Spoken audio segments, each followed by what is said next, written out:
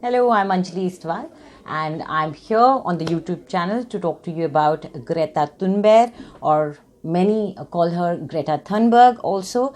She's a Swedish teen and she needs no introduction. Most of you know about her. You've heard, either you agree with her or you disagree with her, but you have definitely heard about her. Recently, she was at Davos, the World Economic Forum, and she was there talking to the top industry leaders.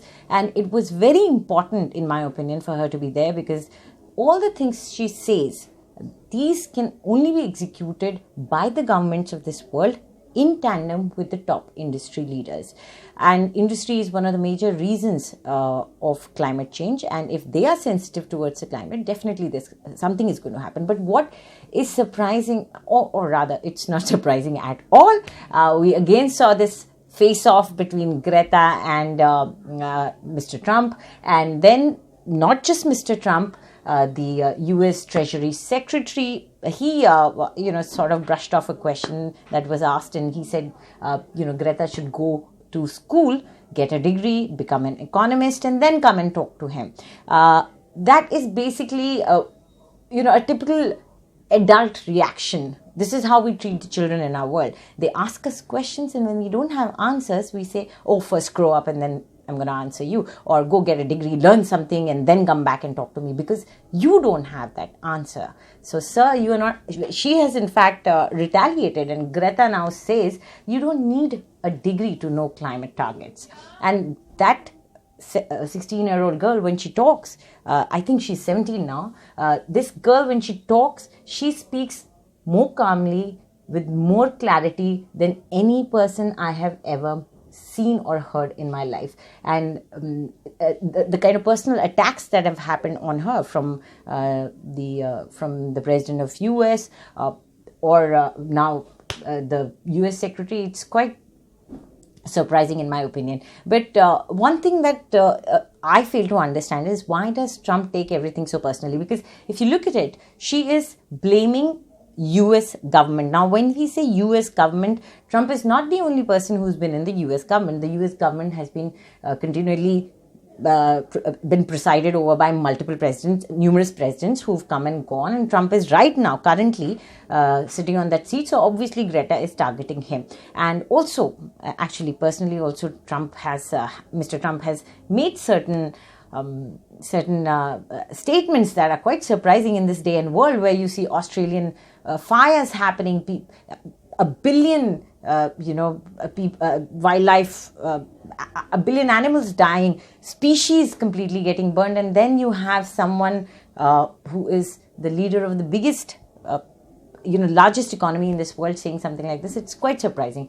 But he told Greta, first he called her, I wouldn't say directly, he was basically saying don't listen to these people who only talk about doom, these prophets of doom. These are not the people you should be listening to. He was definitely throwing some shade towards Greta, but of course his secretary was more outright with it. But what we need to understand is that Greta has consistently spoken about equitable distribution. She has always, that's why I think her entire attitude towards India and other developing countries has been much more, I would say, a better, a more inclusive attitude than any of these countries. These countries, whenever we sit down with them and talk about climate change and our goals and their goals and our commitments and their commitments, they refuse to take any responsibility for all the damage they've done to the climate, while they expect India and other developing countries to do much more, which is just not fair. Greta talks about equitable distribution. She always says that you cannot expect developing countries like India to suddenly just turn green and not be using technology, not industrializing themselves. It's not possible. She always says that. She says, in fact, the developed world has to pay more into this entire thing than developing countries. And she has continually, in fact, pointed fingers towards her own country, Sweden, which is supposed to be this model of a country which has done so much for the environment. If you look at the per capita energy consumption, it is much higher than any of us. So that obviously, you would ask that question, that then how can you expect India to cut down on our emissions or have goals which are anywhere near their goals.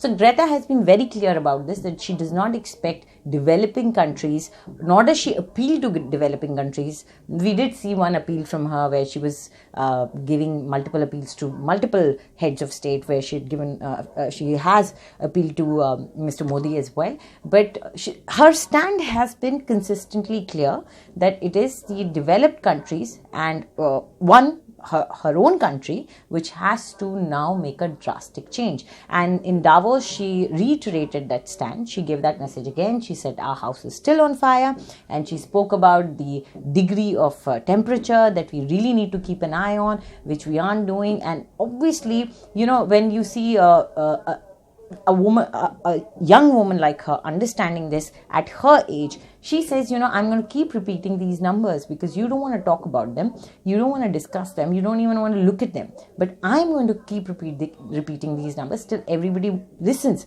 And in fact, I think somebody, the World Economic Forum's official handle or UN official handle, somebody had tweeted out what she had said, and then she retweeted it, and that handle had tagged Time magazine on it, and she retweeted it, and she said, I know you don't want to hear this again and again, but I will keep on saying it.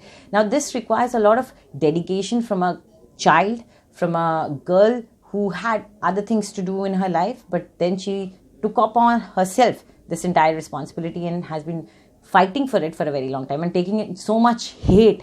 And about more than a year ago, I had the opportunity to go to Sweden, and I was called there for some coverage on environment only. But that time Greta wasn't known worldwide like this. But I was doing my research and I heard about this girl and I read about her, and she intrigued me, and I went and interviewed her. That time she was just standing outside the parliament. There were a few people around her supporting her, Swedes. There were grandmothers who were saying that I want a future for my grandchildren. That is why I'm here. There were young kids who were saying that Friday climate strike is what we want to do. We are skipping school. My parents understand it. So it was quite surprising for someone like me who comes from a country where you cannot even think about skipping school. I'm sorry. And for climate, I mean, seriously, you would probably get 10 slaps if you say that to your parents. But the attitude is changing, and she is one of the key reasons that this attitude is changing. And the way we treat her, the way the adults of our world treat the youth of our world, it's quite shocking. And I would like you to see this one particular speech that Trump made at Davos, and where he basically was talking about environmental doom mongers in Davos, and she was sitting in the audience, and obviously it was meant as a barb at her. So Greta was sitting over there, and he was talking about how the US economy has been growing in an unprecedented manner, how we are creating jobs and God knows what all. Of course, it's his job to say all these things. He is the president and he is up for re-election. So this is the time he will be talking about these things. But in the midst of all this, he had the time to throw shade, to make a barb at a girl, at a kid who's not even half his age. So that is quite shocking to me, because if nothing else, you can just acknowledge that yes, you are there, you are doing some great job. Our views may not match, but I don't have to bully you. And what happens generally from Mr. Trump is that he tends to bully people till people who do not agree with him, till either they submit or they shut up and just disappear. But it seems Greta is not planning to do that. In fact, she has every time someone has bullied her online as well, she comes back, she retweets, and she always she continues to answer back. So we hope that this young girl who's teaching us how to save our world, she continues to speak, because we really do need her voice. Thank you.